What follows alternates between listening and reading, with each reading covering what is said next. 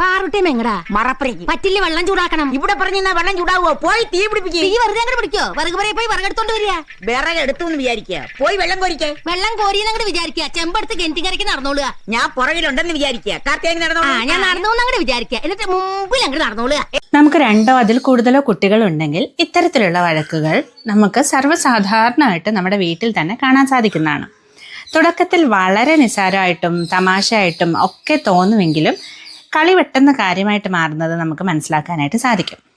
ഈ ഒരു സാഹചര്യത്തിൽ നമ്മൾ ഒരിക്കലും ചെയ്യാൻ പാടില്ലാത്ത ഒരു കാര്യമാണ് ഈ ഒരു വഴക്ക് പരിഹരിക്കാൻ ശ്രമിക്കുക എന്നുള്ളത്. കാരണം നമ്മളത് പരിഹരിക്കാനായിട്ട് ശ്രമിച്ചു കഴിഞ്ഞാൽ ഇത് കൂടുതൽ പ്രശ്നത്തിലേക്കാണ് പോവുക. ആദ്യം നമ്മൾ ചെയ്യേണ്ടത് രണ്ടുപേരോട് 2 റൂമിലേക്ക് പോകാനായിട്ട് ആവശ്യപ്പെടുക, അല്ലെങ്കിൽ അവർ രണ്ടുപേരെയും കുറച്ച് നേരത്തേക്ക് മാറ്റി നിർത്തുക എന്നുള്ളതാണ്.